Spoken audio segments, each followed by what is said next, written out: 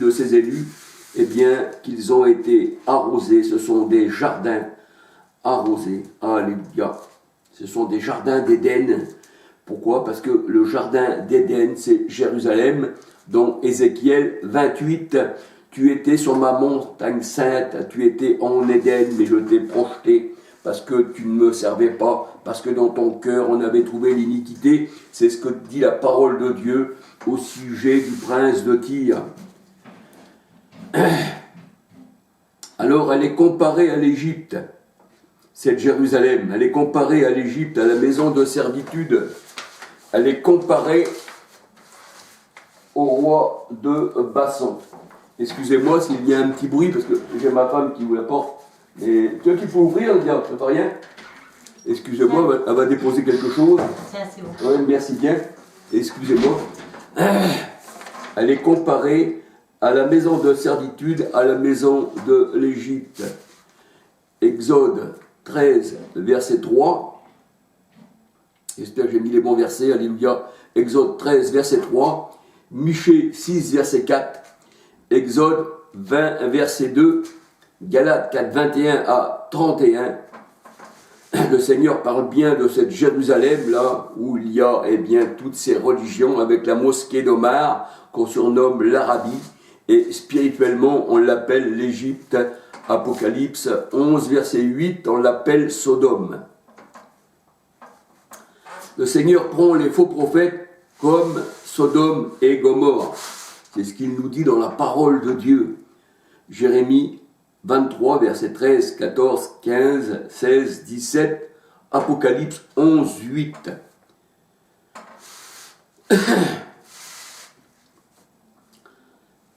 C'est là où Christ a été crucifié et c'est là où on tue les prophètes. Matthieu 23, 37.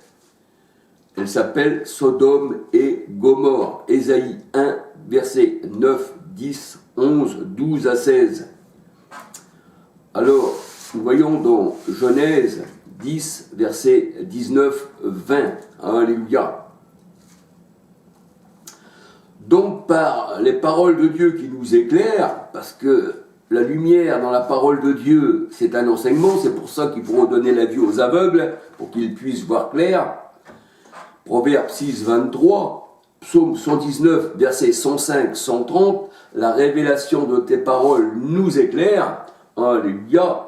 C'est ça, être voyant, parce qu'autrefois on appelait le prophète le voyant dans la parole de Dieu. 1 Samuel 9, verset 9, il me semble, dans ces zones-là. Et quand le Seigneur Jésus-Christ est venu, il a enlevé la vue à ceux qui se disaient voir clair, comme les pharisiens, comme les rois de Bassan. Jean 9, 39, il a enlevé la vue, mais il donnait aussi la vue à ceux qui ne pouvaient pas voir. Il les guérissait spirituellement, et c'est l'Éternel qui rend sourds, qui rend voyants, qui rend entendants. Alléluia. Exode 4, verset 11. Ça ne vient pas d'un soi-disant démon. Alors nous pouvons dire que les taureaux de Bassan, ils ont ouvert leur gueule de lion, et ils déchirent. Ce sont des chiens qui étaient autour, du Seigneur. C'était les cornes du buffle. Psaume 22, 13, 14, 17, 18, 19, 20, 21, 22. Ce sont des loups déguisés en brebis pour manger les brebis. Mais grâce soit rendue au Seigneur. David est le symbole du Christ. Et David était un berger. Alléluia. Et Jésus est le véritable berger. Il nous arrache de la gueule des lions, de la gueule de l'ours. Alléluia.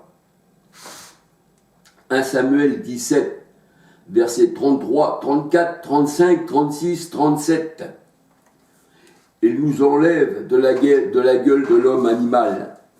Ecclésiaste 3, 18. Et nous voyons que Paul, il a combattu à Éphèse contre les bêtes, contre les rois de Bassan. 1 Corinthiens 15, verset 32. J'ai combattu contre les bêtes à Éphèse. Alléluia. Et Paul devait aussi combattre, c'est-à-dire le Seigneur, quand il l'appelait sur le chemin de Damas, dans Acte 9, le Seigneur il dit « Tu seras mon témoin devant des nations et devant des rois ». Alléluia. Nous savons que Paul il est appelé bien l'apôtre des païens. Alléluia. Et nous voyons que David était berger et que le Christ, il est le divin berger, Jean 10, versets 1 à 16, et le Seigneur il dit que le mercenaire ne vient que pour détruire, mais le Seigneur il est là pour nous enlever de la main des mercenaires. Jean 10, versets 1 à 16. Car le Seigneur donne sa vie pour ses brebis. Il est comme David en fait. Il ne regarde pas si le lion est là ou l'ours est là. Il nous arrache de la patte du lion. C'est pour ça, sortez du milieu de mon peuple, parce que le Seigneur va nous arracher des religions. Alors maintenant, nous venons à Goliath et David. David, lui, était petit de taille. C'était un enfant. Alléluia. Et Goliath était un géant. Ça représente l'orgueil. 1 Samuel 17, 33. Alléluia. Ça représente l'orgueil. Et David était un enfant. 1 Samuel 17, 33. Alors, cet enfant de Dieu qui était David, il combattait Goliath, de basson, on va dire, cet animal, cet adversaire. Alléluia. Et c'est pour ça qu'il est dit dans la parole de Dieu, 1 Jean 2, 12, 13, 14, 15, vous petits enfants, comme David, petit enfant, je ne suis qu'un enfant, mais je t'arracherai de la patte de l'ours et du lion. Vous petits enfants, vous avez vaincu le diable, vous avez vaincu le malin. 1 Jean 2, 12, 13, 14, 15. Goliath représente la grande porte de la perdition. Alléluia. Et David, la petite porte qui mène à la vie éternelle, il représente le Christ. Matthieu 7, verset 13, 14. Jean 10, 1, Jésus est la porte de la bergerie. Alléluia. Alors dans 1 Samuel, je vais vous donner des versets pour vous bien faire comprendre que Goliath était un Philistin. Alléluia. Et les Philistins, nous voyons dans la généalogie, dans Genèse 10, 6 à 20, que c'est Cham. C'est les enfants de Cham, c'est les enfants de, on va dire, de la chair. C'est, on va dire, tous ceux qui se rebellent contre le Seigneur, alléluia.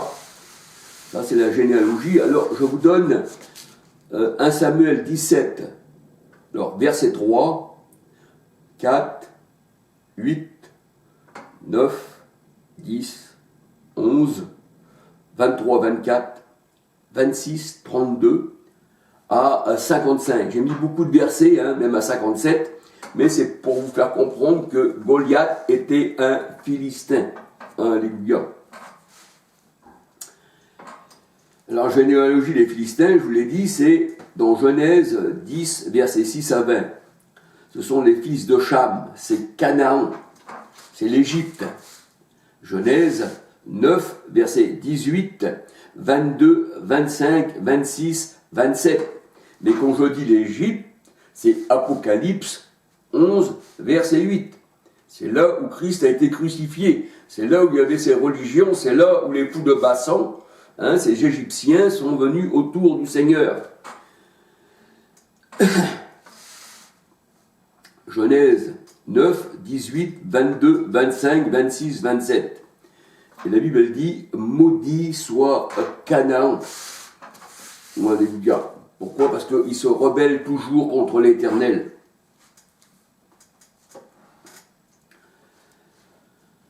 « 1 Chronique 1, verset 8 à 16. Psaume 78, 51. Psaume 105, verset 23 à 37. Deutéronome 2, verset 10, 11, 20, 21. Nous voyons que le roi de Bassan, était aussi un géant. Deutéronome 2, 10, 11, 20, 21. Alléluia.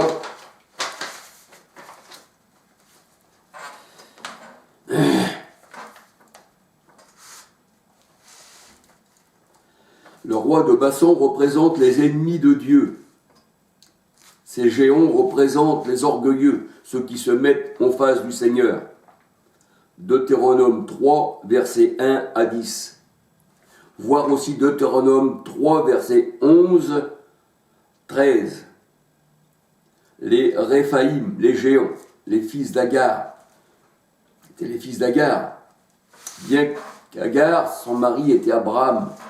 C'est ce que disaient les pharisiens, nous sommes fils d'Abraham. Mais en réalité, c'était des fils d'Agar, c'était des Égyptiens. Genèse 6,15. Genèse 25, verset 12. Alors il est dit dans la parole de Dieu, dans Romains 9, 6, 7, 8, 14, 25, 26, que bien que Abraham, je vais le dire carrément, Romains 9, 6,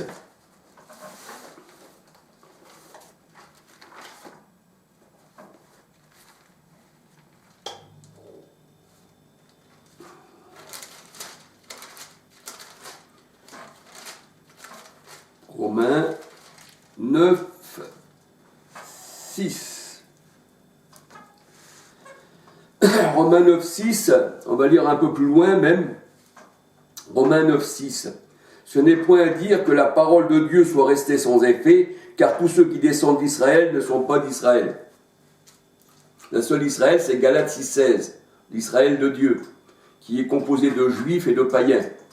Pour ça qu'il n'y a plus ni juif, ni grec, ni homme, ni femme. Alléluia. Éphésiens 2, 11 à 23, nous voyons que le mur qui séparait entre les juifs et les païens a été séparé. Et les deux peuples, le Seigneur n'a fait qu'un seul peuple. Éphésiens 2, 11 à 23. Et là, la parole de Dieu nous dit, dans Romains 9, 6, ce n'est point à dire que la parole de Dieu soit restée sans effet, car ceux qui descendent d'Israël ne sont pas tous d'Israël. Ah oui, Galates 4, 21 à 31. Et bien qu'ils soient la postérité d'Abraham, ils ne sont pas tous ses enfants, mais il est dit en Isaac, tu auras une postérité appelée de ton nom. C'est-à-dire, ce ne sont pas les enfants de la chair qui sont enfants de Dieu, mais ce sont les enfants de la promesse qui sont regardés comme la postérité. En effet, voici la parole de la promesse, je reviendrai à cette même époque et Sarah aura un fils. Et de plus, il en fut ainsi de Rebecca qui conçut seulement Isaac, notre père.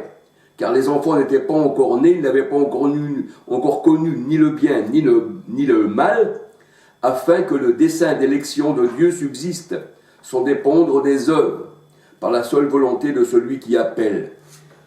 Alléluia, c'est-à-dire qu'il n'y a pas besoin de faire d'œuvres, c'est la volonté de Dieu qui nous a appelés avant que nous soyons nés. Et avant que l'on soit né, pardon, je peux un peu resumer, avant que l'on soit né, eh bien, on n'a pas connu le bien et le mal, donc ça ne dépend pas du bien et du mal que nous faisons, mais c'est de Dieu qui appelle. Alléluia, parce que Dieu choisit déjà dans le ventre de la mère celui qui appartient ou celui qui l'a rejeté. Alléluia. Éphésiens 1, verset 4, 5, 11.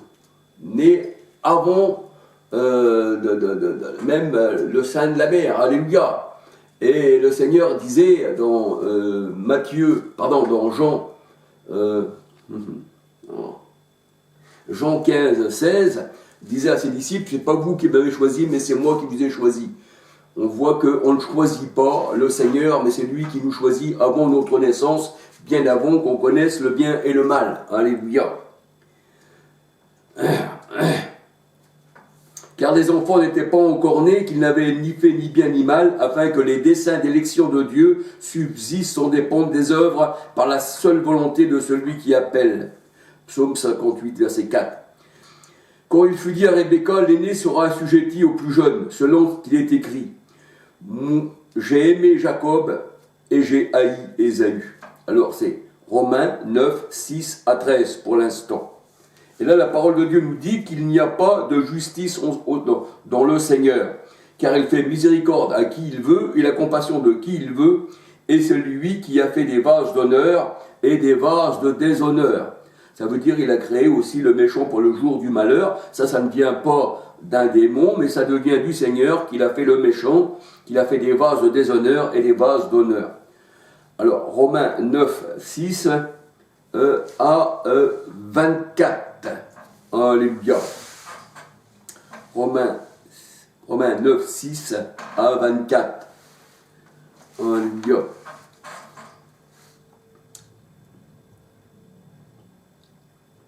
Alors on va regarder dans Jean 8, tous ceux qui sont d'Israël ne sont pas d'Israël, bien qu'ils soient fils d'Abraham. Et là il est dit que il n'y a qu'une seule postérité. C'est la postérité de la femme légitime, dont Galates 4, 26. Alléluia, la Jérusalem d'en haut. C'est ça la vraie épouse du Christ, Apocalypse 21, versets 1, 2, 9, 10. Et là, on voit que le Seigneur, il parle de vase de perdition, vase de colère, prêt pour la perdition, dans Romains 9, 22. Alléluia. Alors, tous ne sont pas enfants d'Abraham, bien qu'ils soient d'Abraham, mais leur mère est Sarah. Jean 8, on peut lire Jean 8, 33, 36, 39,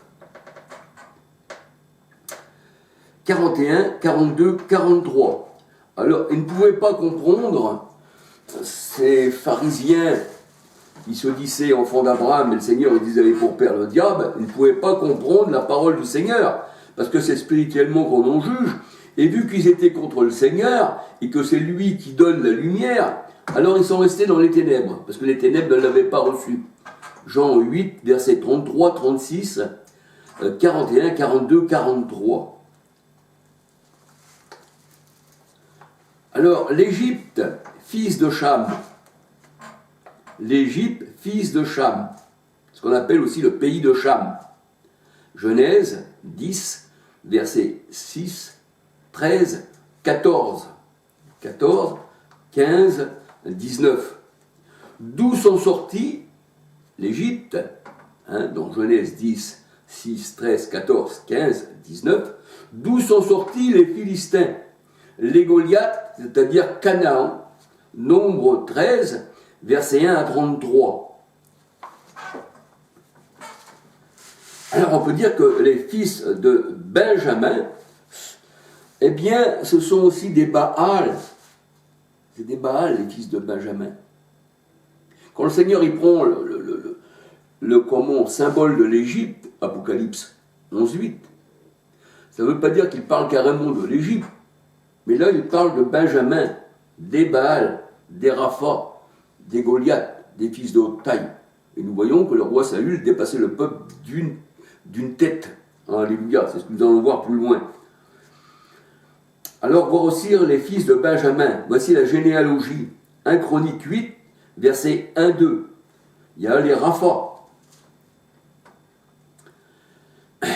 Alors, on peut voir encore 1 Chronique 8, verset 1 à 40. On voit qu'il y a les Baals, il y a aussi Kish Baal. Et Kish, eh bien, c'était le père du roi Saül. Alléluia. On comprend pourquoi il voulait tuer David.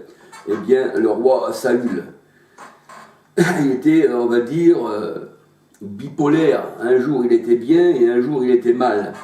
Et il avait reçu un mauvais esprit venant de l'Éternel. 1 Samuel 16, verset 14. Alléluia. Alors, voyons encore, eh bien, les Rapha, les Philistins, les gens de haute taille, les Goliaths. 1 Chronique 20, versets 4 à 8. Et le roi Saül était on va dire, un benjamite, un solite. On l'appelait les solites. Il dépassait le peuple d'une taille. 1 Samuel 9, verset 2. Et la parole de Dieu nous dit aussi que Paul aussi était de la tribu de Benjamin. Mais Paul, c'est pour ça que de chaque nation, le Seigneur, il a pris, eh bien, ses enfants, fait de toutes les nations des disciples. Matthieu 28, 19. Et là, on voit que Paul, il était aussi de la tribu de Benjamin, mais lui, Paul, il n'était pas un géant, parce que le nom de Paul signifie dans la parole de Dieu, humble, petit, faible. Et Paul le disait lui-même, c'est quand je suis faible que je suis fort. Quand tu es faible devant le Seigneur, que tu remets toute ta force que tu as, tu la prends, tu la jettes de côté, et que tu te présentes au Seigneur, tu dis ma force ne vaut rien parce que je l'ai mis de côté, mais toi Seigneur tu es ma force, c'est là que tu es fort. Alors Paul il dit quand je suis faible, quand je me remets au Seigneur dans ses mains, c'est là que je suis fort. Alléluia. Et Paul ça veut dire petit. Pourtant Paul il était aussi de la tribu de Benjamin. Il était aussi comme, on va dire, eh bien, Saül, alléluia, qui dépassait le peuple d'une tête. Mais là, on dit que Paul était de la tribu de Benjamin. C'était un élu du Seigneur. Philippiens 3, verset 5.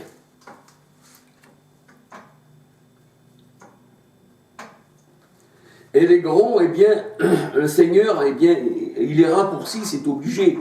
Il les coupe déjà la hache et mise à la racine des arbres. Les arbres qui ne portent pas de bons fruits, même s'ils sont grands en hauteur, le Seigneur, il les coupe. 1 Samuel 10, verset 23. Ésaïe 10, 33. Alléluia.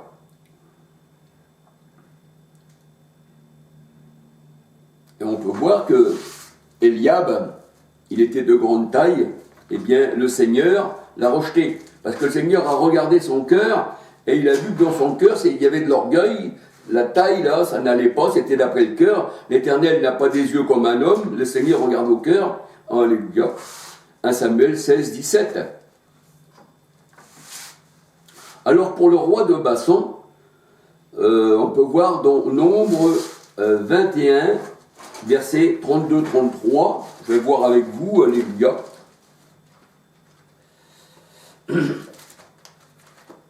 Nombre 21,